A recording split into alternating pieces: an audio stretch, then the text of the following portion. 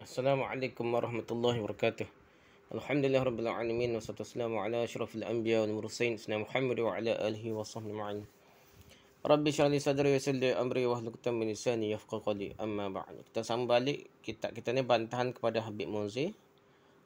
Ba'nya Habib Munzir salah menterjemahkan perkataan Al-Badawi rahimahullah.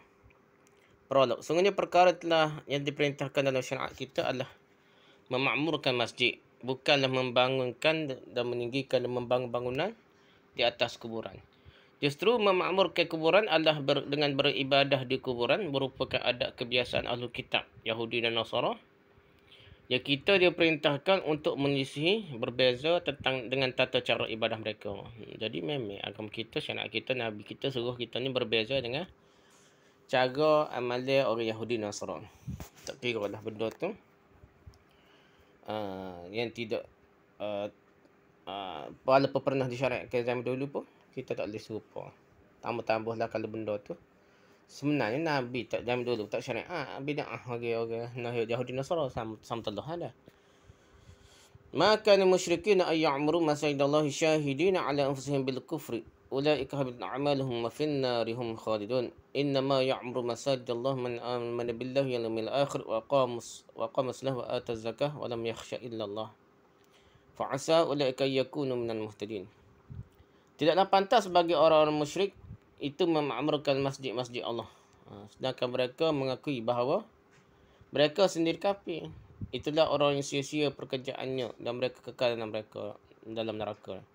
Hanya yang memakmurkan masjid-masjid Allah ialah orang yang beriman kepada Allah dan hari kemudian serta tetap mendirikan salat, menunaikan zakat dan tidak takut pada siapa pun selain kepada Allah, maka mereka lah orang yang diharapkan termasuk golongan orang-orang yang mendapat petunjuk. Surah At-Taubah ayat 17 hingga 18. Allah tidak menyatakan hanyalah yang memakmurkan kuburan-kuburan. Jadi innama ya'muru masajidallah, yang makmurkan masjid-masjid. Dia tak ada pun suruh besar kubur. Bahkan Nabi lagi buat kubur, buat napu lah Nabi lagi dah. Nabi lagi juga meninggikan kubur, besar kubur, buat binaan, semua Nabi lagi dah. Dan telah sangat jelas dalam syariat Islam, bahkan orang awam dari kaum muslimin pun mengetahui bahasanya Rasulullah mensyariatkan umatnya untuk memakmurkan masjid, berkumpul secara berjemaah untuk melaksanakan salat 5 waktu dalam masjid. Kerananya Nabi memotivasikan umatnya untuk membangunkan masjid. Kalau seandainya meninggikan kuburan dan membangunkan bangunan di atas kubur disyariatkan, tentunya akan ada satu hadis yang sahih saja yang memotivasikan umat Islam untuk melakukannya. Nak cari hadis pun tak ada. Adanya lah anak lari macam-macam hadis tata kubur Nabi lari membesar kubur. Lah anak ke apa pada dah. Tak ada untuk kubur. Adanya masjid saja. Dan sangat jelas dalam syariat Islam bahawasanya Nabi tidak pernah mensyariatkan untuk membangunkan bangunan di atas kuburan para Nabi. Apalagi kuburan orang saleh. Dari umatnya kubur Nabi pun agama tak suruh nak besar ke hias kubur ke dah. Adanya masjid saja dah. Baik orang yang soleh tersebut dari ahlul bait, keluarga Nabi sekalipun, anak cucu Nabi ataupun dari selain mereka. Kerananya menjadikan bangunan di atas kuburan sama sekali bukanlah termasuk dalam syariat Islam. Kerana pernyataan bahasanya hal ini termasuk agama memerlukan dalil, dan ternyata hal ini malah bertentangan dengan dalil yang begitu banyak sekali. Bahkan dalil menunjukkan akan peringatan yang sangat keras terhadap orang-orang yang menjadikan kuburan sebagai masjid. Sesungguhnya dalil tersebut sangatlah banyak, akan diriwayatkan oleh banyak sahabat. Akan tapi saya akan menyebutkan sebahagian saja. Di antaranya adalah hadis pertama. An Aisyah radhiyallahu anha an Nabi sallallahu alaihi wasallam qala fi maradihi alladhi mata fihi la'anallahu al-yahuda wan nasara ittakhadhu qubur anbiya'ihim masjida. Qalat walau la zalika la abrazu qabrahu ghayra anni akhsha ay yattakhadha masjida. Dari Aisyah radhiyallahu anha bahasanya tak kala Rasulullah sakit yang di mana beliau meninggal pada sakit tersebut, maka beliau bersabda, Allah melaknat orang-orang Yahudi dan Nasrani kerana mereka telah menjadikan kuburan nabi-nabi mereka sebagai masjid. Laknat dah.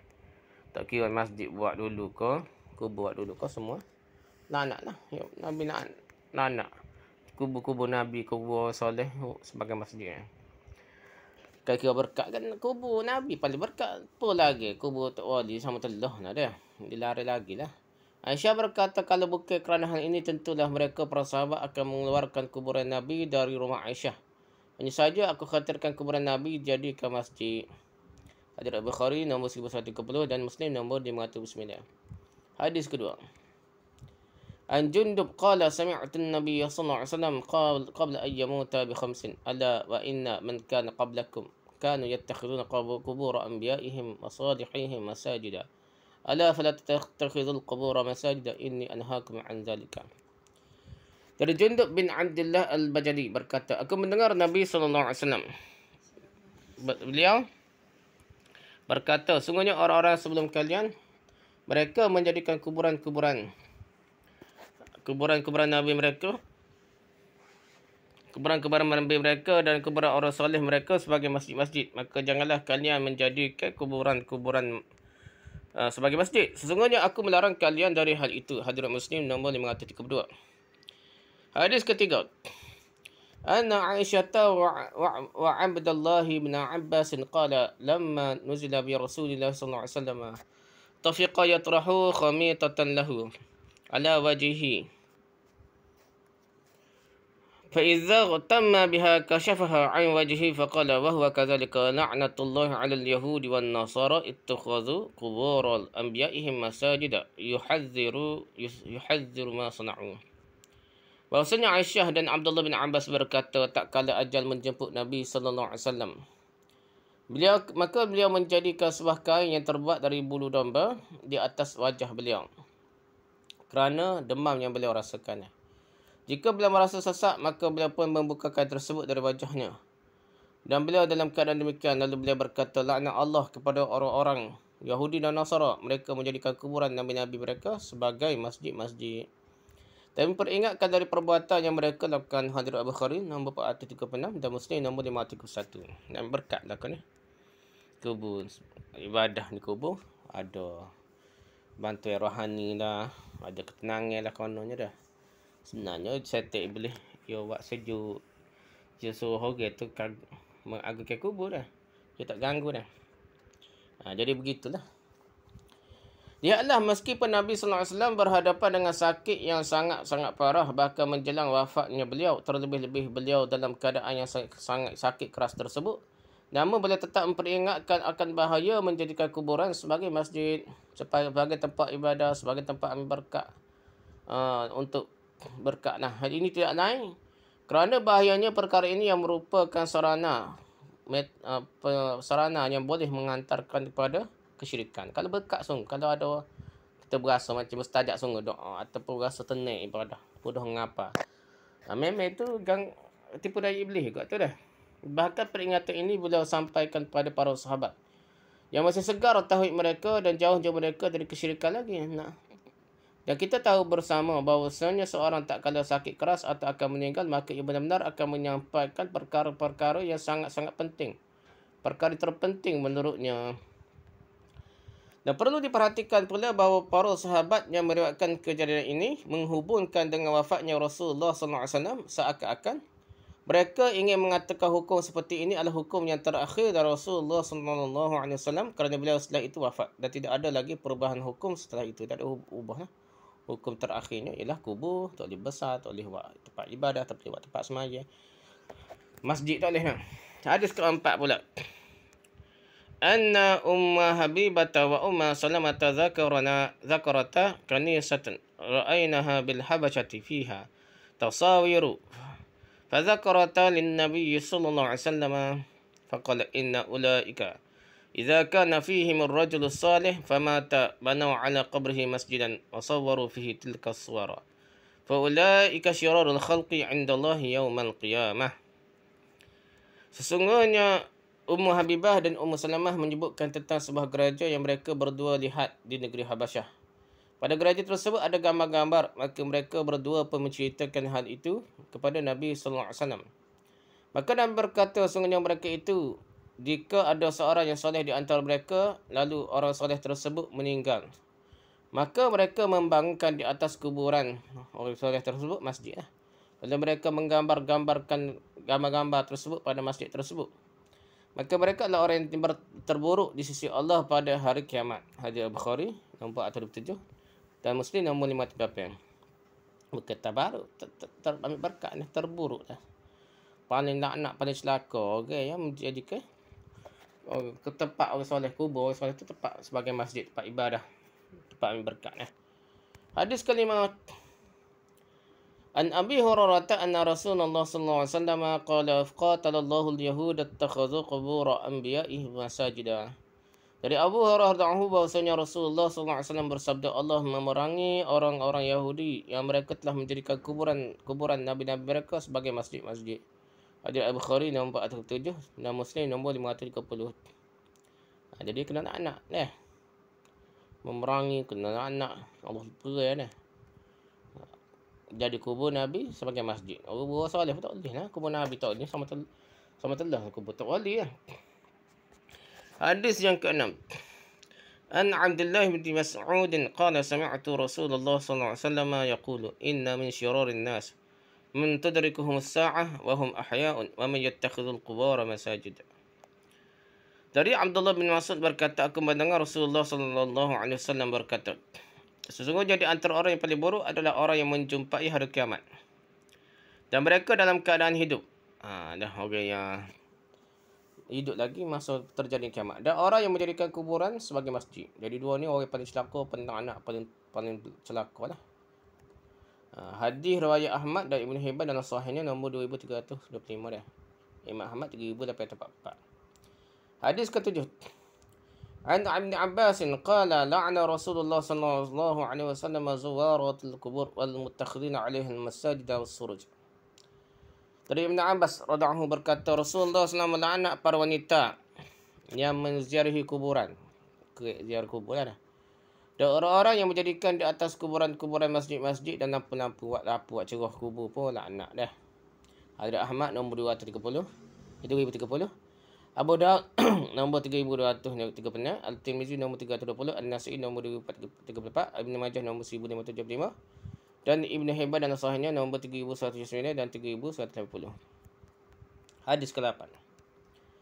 An Ibn Umar qala Rasulullah sallallahu alaihi wasallam ij'alu min salatikum fi buyutikum wa la tattakhidhuha qubura. Dari Ibn Umar radhiyallahu anhu berkata, Rasulullah SAW bersabda, jadikanlah sebahagian salat kalian di rumah-rumah kalian dan janganlah kalian menjadikan rumah-rumah kalian sebagai kuburan. Hadis riwayat Bukhari nombor 3432 dan 1107 dan Muslim nombor 777. Jadi kubur seolah-olah kubur ni bukan tempat ibadah lah, salah satu istidlal atas tengok lama tu istidlal gitu. Ada kata tak boleh ibadah dan mati lah tu. Maksud dia dah. Rumah yang tak boleh ibadah dah mati dah, tak boleh tambah amal. Apa-apa pun yang pentingnya tak molek lah mana pun kubur buat ibadah. Jadi kita kena ibadah di rumah kita ni. Ada yang ke-9. Jadi ni sini ibadah maksudnya dah. Semaya beribadah tak boleh buat di kubur. Tak molek lah. Ada ke-9 Ibn Marsad Al-Ghanawi radhiyallahu anhu anna Nabi sallallahu alaihi wasallam qala la tusalli ila al-qubur wa la tajlisu 'alaiha. Dari Abu Marsad Al-Ghanawi radhiyallahu anhu bahwasanya Nabi sallallahu alaihi wasallam bersabda, janganlah kalian solat ke arah kuburan dan janganlah kalian duduk di atasnya. Hadis riwayat Muslim nombor 972. Hadis ke-10. An Abdullah bin Amr radhiyallahu anhuma qala naha Rasulullah sallallahu alaihi wasallam 'ani salati fil maqbarah.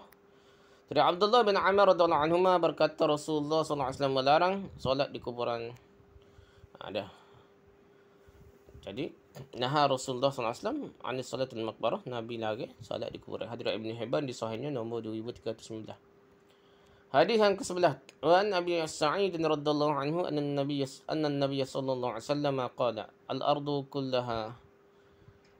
kullaha masjidun illa al-maqbarah wal hammam.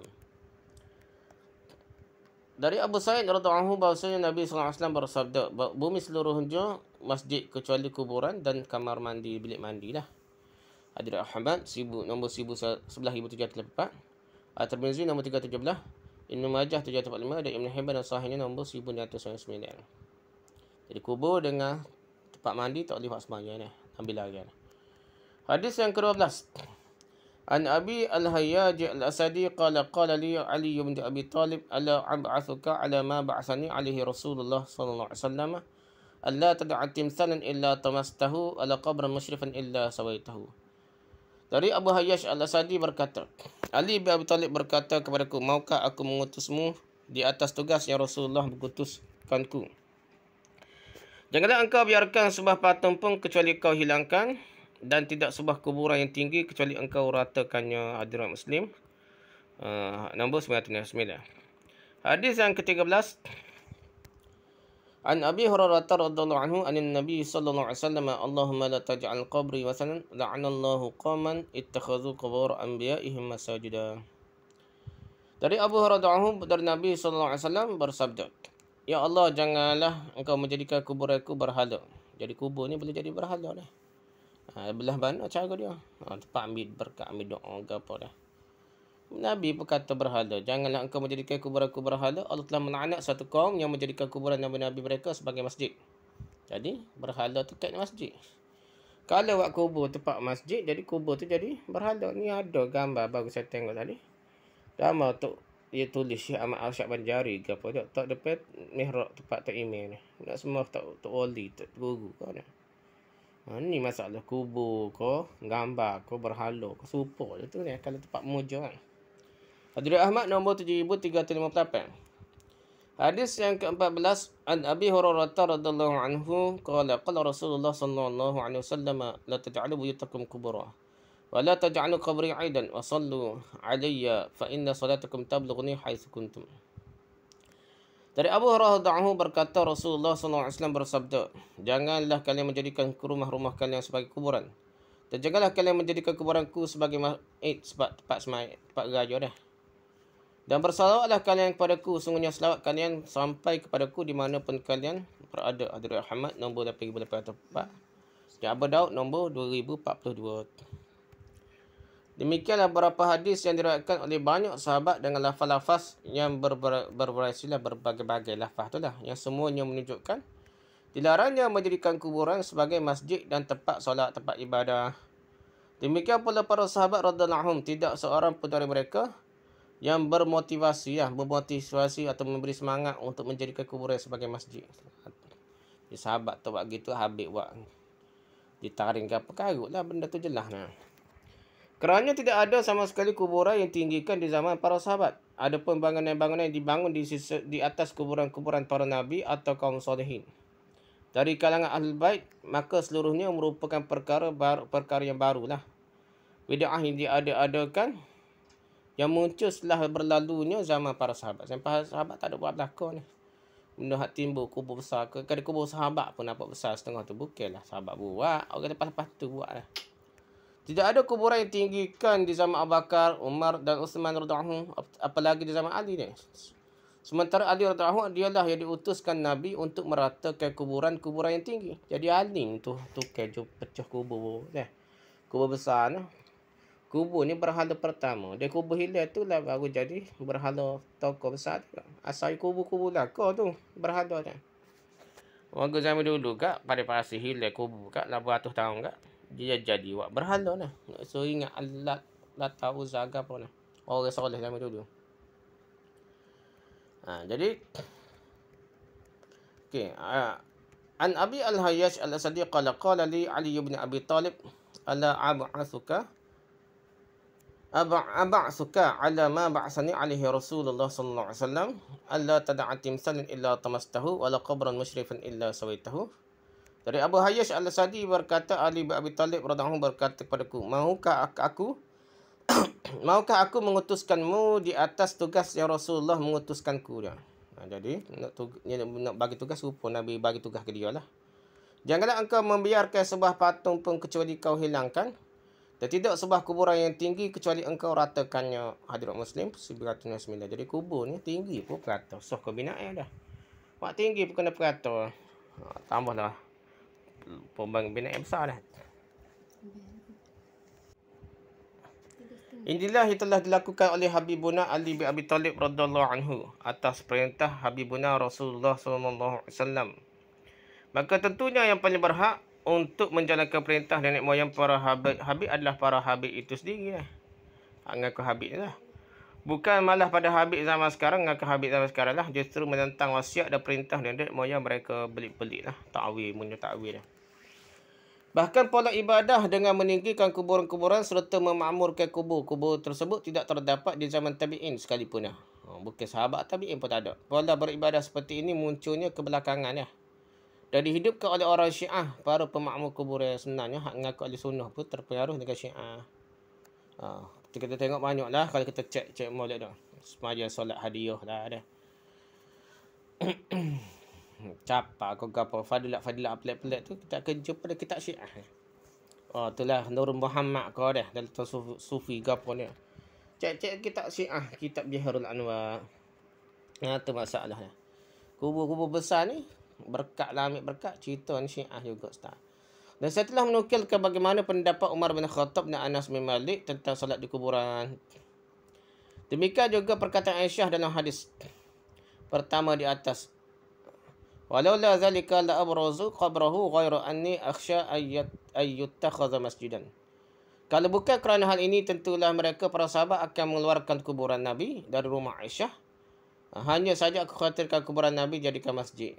Hadrat Bukhari nombor 1130 dan Muslim nombor 509. Wakilah ikukan wallahu alam lah. Nak tak jauh daripada depan masjid, takut jadi masjid Pak Nain lah. Jadi gitulah Aisyah ayatnya. Erti menjadikan kuburan sebagai masjid. Telah jelas ada hadis di atas yang melarang menjadikan kuburan sebagai masjid. Dan menjadikan kuburan sebagai masjid mencakupi 3 makna. Pertama, solat di atas kuburan, iaitu dengan sujud di atas kuburan. Ambil berkat ke sujud kau, mengagungkan kau. Perantara ke nak sembah Tuhan, tapi anggap-anggap kena ada sembah untuk guru, untuk wali dulu ya. Yang kedua, solat ke arah kuburan. Yang tiga, bangunan di atas kuburan untuk jadikan tempat solat. Berkat sekitarnya. Adapun makna 1 dan 2, maka sangatlah jelas ditunjukkan oleh sabda Nabi SAW. Wala tusalli ilal kubur. Janganlah kalian solat ke arah kuburan. Hadirat Muslim nombor 972. Lihat kembali hadis ke-9 di atas. Dan dalam hadis yang lain, naha Rasulullah SAW anis salat fil maqbarah. Rasulullah SAW melarang solat di kuburan. Hadis riwayat Ibn Hibban di sahihnya nombor 2319. Lihat kembali hadis ke-10 di atas. Ibn Hajar Asqalani Asy-Syafi'i berkata, qala huwa ma yaqruhu min as-salah fil qubur yatanawalu ma idza waqa'at as-salah 'ala al-qabri aw ila al-qabri aw bayna al-qabrain. Wa fi dhalika hadits rawahu Muslim min tariq Abi Marsad al-Ghanawi marfu'an la tajlisu 'ala al-qubur wa la tusallu ilaiha aw 'alaiha. Perkataan Imam Bukhari dan dibencinya salat di kuburan maka mencakupi jika salat dilakukan pertama di atas kubur, yang kedua ke arah kubur, dan yang ketiga di antara dua kubur.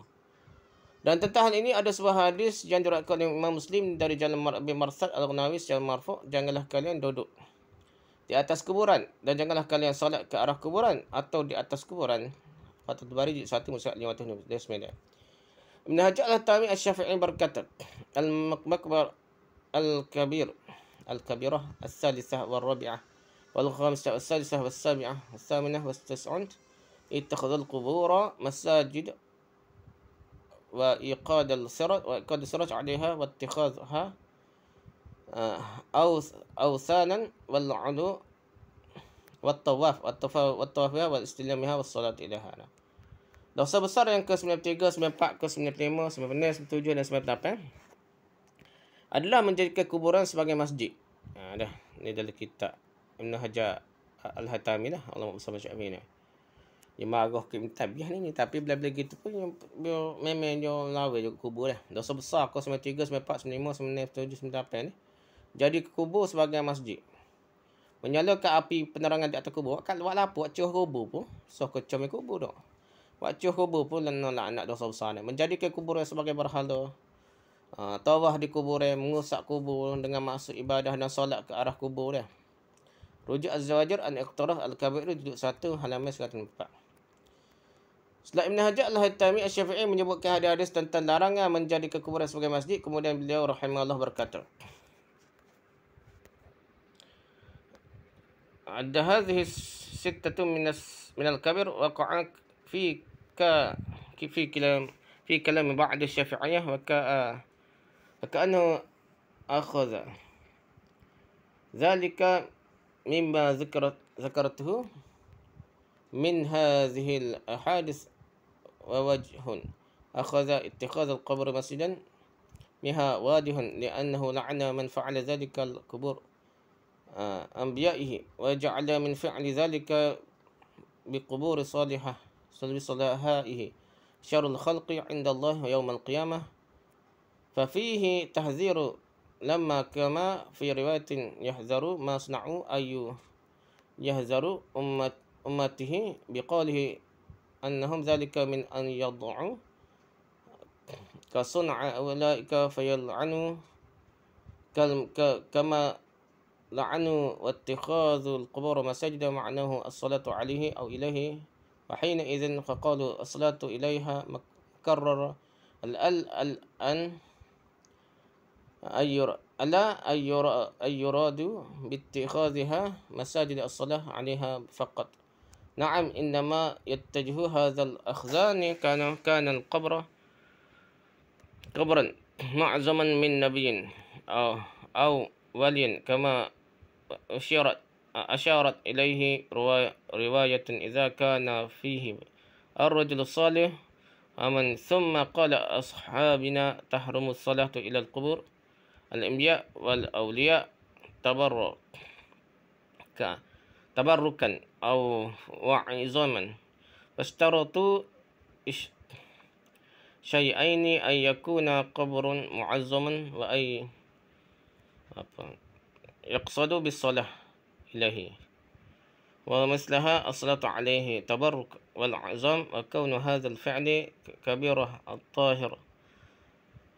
كبير الظاهر من الأحاديث المذكورة لما عملت كأنه قاص على ذلك كل تعظيم للقبر كإيقاد السراج عليه تعظيما له وتبركا به وطوفوا به كذلك وهو أخذ غير بعيد السيما وقد صرح في الأحاديث المذكور آنفا باللعن من اتخاذ القبور سراجا فيحمل قول أصحابنا بكراهة ذلك على ما ذا لم يقصد به تعظيما وتبركا الذي قبر وأما اتخاذها أوثانا فجاء النهي عنه بقول صلى الله عليه وسلم لا تتخذوا قبري وثنا يعبد بعدي أي لا تفعلوه تعظيما غيركم لأوثانهم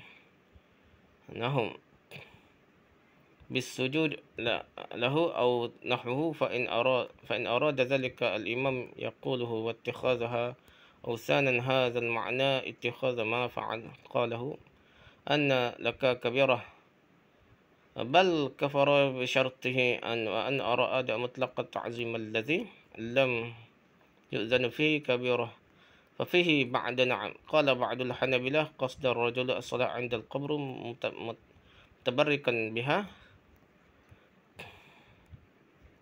عين المهادة لله ورسوله وإبداع دينا يأذن به الله النهي عنها ثم إجماعا فإن عزم المحرمات وأسباب الشرك الصلاة عندها واتخاذها مساجد أو بناء عليها والقول بكراهة محمول على غير ذلك إذ لا يظن بالعلماء تجويز فعل تواتر عن النبي صلى الله عليه وسلم لعن فاعل وتجب المبادرة لهدمها وهدم القباب التي على القبور أز هي أضر من مساجد الضرار لأنهم أسست على معصية رسول الله صلى الله عليه وسلم لأنه نهى عن ذلك وأمر صلى الله عليه وسلم بهدم القبور مشرفة فتجب إزالة كل قنديل أو سراج على قبر ولا يصح وقفه ونذره انتهى. Menjadikan 6 perkara ini termasuk dosa besar terdapat di perkataan sebagian ulama mazhab Syafi'i. Seakan-akan dia mengambil hal ini dari hadis yang telah saya sebutkan. Dan sisi pendalilan bahawa menjadikan kuburan sebagai masjid termasuk dosa-dosa besar yang sangat jelas. Kerana orang yang melakukannya dilaknat oleh Allah. Dan orang yang melakukan hal ini terhadap kuburan orang salihin, orang-orang bersoleh dijadikan makhluk terburuk di sisi Allah pada hari kiamat nanti. Maka pada hari ini terdapat peringatan bagi kita sebagaimana dalam riwayat hadis. Nabi memperingatkan dari perbuatan yang mereka lakukan. Lihat hadis ketiga di atas. Iaitu beliau SAW dengan sabdanya ini telah memperingatkan umatnya agar tidak berbuat sebagaimana yang dilakukan kaum Yahudi dan Nasrani yang mengakibatkan umatnya dilaknat sebagaimana mereka telah dilaknat. Dan menjadikan kuburan sebagai masjid maknanya adalah solat di atasnya atau ke arahnya, dan jika demikian maka sabda Nabi dan solat ke arah kuburan merupakan pengulangan, kecuali jika yang dimaksudkan dengan menjadikan kuburan sebagai masjid hanyalah solat di atasnya sahaja. Benar bahawa hal ini termasuk dosa yang besar, hanya tertuju jika dijadikan masjid adalah kuburan orang yang diagungi, baik seorang Nabi maupun seorang wali, sebagaimana diisyaratkan tunjukkan oleh riwayat hadis. Jika ada di antara mereka seorang yang soleh, ni hadis keempat di atas, dari sini berkatalah para sahabat kami, iaitu para ulama besar Syafi'iyah, diharamkannya solat ke arah kuburan para nabi dan para wali dalam rangka mencari barakah dan dalam rangka pengagungan. Mereka mempersyaratkan dua perkara, iaitu kuburan orang yang diagungkan, dan maksudnya untuk solat ke arahnya dan semisal itu adalah solat di atas kuburan kerana mencari keberkahan dan untuk pengagungan. Berkat tu dosa anak ni. Dan perbuatan ini termasuk dosa yang sangat besar, yang sangat jelas dari hadis-hadis yang telah disebutkan sebagaimana engkau telah mengetahuinya. Dan seakan Nabi mengkiaskan terhadap hal ini seluruh bentuk pengagungan terhadap kuburan, seperti menyalakan api lampu di atas kuburan kerana mencari keberkahan atau dalam rangka pengagungan. Dan tawaf di kuburan sedemikian pula, dan menjadikan tawaf di kuburan termasuk dosa besar bukanlah perkara yang jauh. Terlebih lagi hadis yang baru saja disebutkan telah menjelaskan dilaknatnya orang yang menjadikan penerangan di atas kuburan. Maka perkataan para sahabat kami, iaitu para ulama besar mazhab Syafi'i, telah tentang makruhnya hal itu pada jika perkara-perkara tersebut dilakukan bukan kerana dalam rangka mencari barakah dan pengagungan terhadap penghuni kubur. Kalau bukan mencari barakah tu baru makruh. Kalau ada barakah dan nak barakah jadi haram laknat, jadi dosa besar lah. Adapun menjadikan kuburan sebagai berhala, maka telah datang larangan akan hal ini dari sabda Nabi SAW. Janganlah kalian menjadikan kuburanku sebagai berhala yang disembah sepeninggalanku. Iaitu janganlah kalian mengagungkan sebagaimana umat sebelum kalian yang mengagungkan berhala-berhala mereka dengan sujud kepadanya atau yang semisalnya. Kubur ni jadi macam berhala. Dan jika imam tersebut memasukkan perkataannya dan menjadikan kuburan-kuburan sebagai berhala, makna ini maka benarlah perkataannya bahawa hal itu merupakan dosa besar, bahkan merupakan kekafiran jika sesuai dengan persyaratannya. Dan jika imam masukkan pengagungan secara mutlak, umum yang tidak diizinkan merupakan dosa besar, maka hal ini jauh dari kebenaran. Benar bahawasanya, sebagaimana ulama mazhab Hambali menyatakan, seorang yang mengerjakan solat di kuburan dalam rangka mencari keberkahan merupakan bentuk penentangan terhadap Allah dan Rasulnya, dan merupakan bid'ah dalam agama yang tidak diizinkan oleh Allah kerana ada larangan akan hal ini. Kemudian adanya ijma' para ulama yang melarang hal ini kerana sungguhnya keharaman yang sangat besar dan sebab yang sangat besar menuju kesyirikan adalah solat di kuburan dan menjadikan kuburan sebagai masjid dan membangunkan masjid di atasnya. Dan pendapat yang menyatakan makruh dibawakan pada selain hal itu kerana tidaklah dipersangkakan kepada para ulama untuk membolehkan suatu perbuatan yang telah mutawatir, yang sangat-sangat masyhur dari Nabi SAW, bahawasanya pelakunya terlaknat. Jadi nak terlalu boleh pendapat ni kata kalau tak ada pengagungan dah. Tapi dia pun pericikan adalah ijtihad tu dah. Kalau semaya tu bukan kerana tu tak kena anak. Dan wajiblah bersegera untuk menghancurkan bangunan di atas kuburan dan menghancurkan kubah-kubah yang berada di atas kuburan, kerana kubah-kubah itu lebih berbahaya dari masjid dirar. Masjid dirar Nabi suruh peracur, Allah suruh peracur kubah. Bangunan di masjid besar kubur lagi bahaya daripada masjid dirar. Kerana kubah-kubah tersebut dibangun di atas kemaksiatan kepada Rasulullah SAW. Kerana Nabi melarang hal itu dan memerintahkan untuk menghancurkan kuburan-kuburan yang tinggi, dan wajib untuk meniadakan seluruh lampu-lampu dan penerangan di kuburan, di atas kuburan, dan tidak sah wakaf dan nazar untuk menyalakan lampu di kuburan. Az-Zawajir an Iqtiraf Al-Kabair juz 1 halaman 105. Sekat mana kita ni? Sekat tu dululah. Wallahu a'lam. Subhanakallah wa bihamdika subhanaka la ilaha illa anta astaghfiruka wa atubu ilaik. Assalamualaikum warahmatullahi wabarakatuh.